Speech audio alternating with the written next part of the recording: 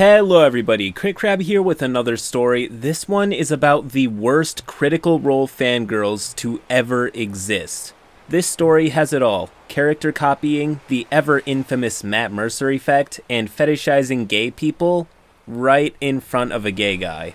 If I'm gonna be reading this story, I really better be getting paid. So that's why I want to thank our generous sponsors for today's video, Grim Hollow. Prepare to embark on a soul-shattering journey in the grim-dark world of Grim Hollow, a new campaign setting for Dungeons & Dragons 5th edition. With almost 300 pages filled with lore, factions, NPCs, and even alternate game mechanics, all delivered with absolutely beautiful art, there is no shortage of content here to take your game above and beyond. Personally, something I really like about the setting is how it handles transformation. With 6 different transformations, your character can even become a lich. If you want something that cuts a little deeper than the more traditional tales of Gold and Glory, then you have found what you're looking for. You can get the PDF, but you can now order a hardcover copy via the link in the description. That aside, roll post. Just to preface, I'm a gay man and this story contains no homophobia. I first started getting into D&D around early 2017 because a friend of mine had played it his whole life and was introducing it to me. But I had never even heard of Critical Role before, but after buying a few books and sitting down to join my first game of a group of people my age, around 15 to 17, at a local comic book shop, the first question I ever got asked by anyone was if I had seen Critical Role or not. When I got home, I googled it and saw just how much content there was. I thought it was really cool, but I didn't have much time to actually sit through and watch Campaign 1. But I would try and fit in episodes when I could. Now, the problems arose almost immediately. As I watched more episodes, I noticed just how much everyone at the table, aka my first game ever, was acting like they were on Critical Role. They would have the same demeanor as certain characters, say catchphrases and things like that. And the DM, who was way older than us at 22, would even ask things like, "How do you want to do this?" and other Mercerisms. This really put me off because I wanted to join a D&D game, not a group of people LARPing like they were on Critical Role. I googled this problem and found a lot of people have had the same experience as me. I ended up leaving the table because not only would they ignore me or any time I tried to roleplay with them, because they would rather roleplay with someone who would roleplay back to them like they're on Critical Role, but also because even if I'd asked them to please not spoil the show, they would converse about it anyways and ended up ruining the entire series for me. Even when they weren't playing, nearly all they would talk about is Critical Role.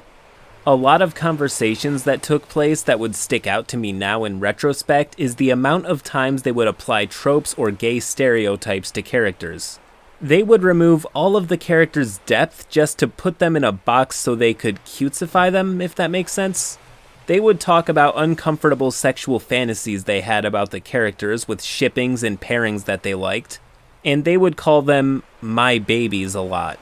Really weird stuff that made me, a closeted gay man, want to push myself further into the closet due to the sexualizing and stereotyping. After all of this, I stopped watching Critical Role and tried my best to avoid it for a while. I still kept up with the game and joined my friend's previously mentioned game with his sister and sister's friend. When I started getting into DMing, I binged all of Mercer's DM tip videos and things like that. These videos helped get me started and give me the right outlook and morals on how I DM. I think Matt is a wonderful DM and his advice and such have been extremely helpful. However, I'm sure a good few of you know of the Matt Mercer effect, and my experiences don't shy far from it. I started DMing a game for some people who went to my high school as an after-school club kind of deal. I had 5 people at my table, including my friend and his sister, the sister of which was just grateful to finally be able to take a break from DMing. I won't go into much detail, but the rest of the players had gotten into D&D just from Critical Role. Before we started, I asked them to please not talk about Critical Role at the table or spoil anything that was happening, as they had just started Campaign 2. My experience aligns with the infamous Reddit post that coined the term. I remember a specific instance where a player was unhappy with how I handled purchasing an item, which was rushed because it was near the end of a session and we had limited time before school staff would kick us out. Meaning I didn't have time to have her roleplay with the shopkeeper. She confronted me after I had ended the session and was packing up, very condescendingly telling me that I had done the encounter wrong and explained to me how Matt Mercer usually did it. When we had all parted, she then posted a Mercer RPG etiquette video in our Discord group chat directed at me. This kind of behavior continued over the course of various sessions. I completely understand giving advice to new DMs, but this game was the first time these 3 people had ever picked up a D20. The unrealistic expectations that they had, and the way they tried to warp my DMing style to be like Mercer's, put a foul taste in my mouth. Not only this, but I ran into the same problem I had when I first joined. The girl mentioned, let's call her Barb, and her friend Lucy made 2 male characters, an elf wizard and a half-orc barbarian, who they made gay. During a lot of roleplay encounters, they would make a lot of inappropriate innuendos and were doing the same kind of LARPing that I experienced. I, as an inexperienced DM, just let it slide as I really enjoyed DMing and didn't want any conflict or to lose the table. After the games, the girls drew lots of art of their characters kissing or other romantic things, but had no shame in posting ones that were borderline porn, despite the fact that their guy friend was only 15 at the time. They, again, used lots of jokes from Critical Role. Even if half of us didn't get them, they would laugh among themselves. Their other friend, I'll call him Mark for convenience, who was also into Critical Role, was a fellow gay dude. He had met Lucy and Barb through the GSA at our school. He was really quiet and had a tough time role-playing, but one of the nicest people I've ever had at a table. I often would have NPCs encounter with him just to get him to practice role-playing, and he eventually got better with it over time. He, unfortunately, ended up leaving my table after him and the 2 other dudes stopped being friends. He was really apologetic about it and said that he would join my table again if the other 2 were to leave, but never explained why. Barb and Lucy also completely ignored my friend and his sister because they had never seen Critical Role, ignoring their attempts to roleplay and even told them that they have to do an accent and can't just talk like themselves. It's hilarious because these girls were so obsessed with role-playing with each other, but when it came to combat or roleplay encounters with NPCs, these 2 were the worst metagamers I have ever had to deal with. I started trying to watch Campaign 2 as I now had more free time from quitting my job and felt like I had a fresh start, unlike trying to watch Campaign 1 where there is weeks and months worth of content. At this point, Mark had left, so it was just me, my friend's sister, and Barb and Lucy. Things were going pretty good, until Barb and Lucy's characters started to change. The half-orc barbarian suddenly became really ashamed of his orcish heritage, going on long speeches about how as a child he was always ashamed of it.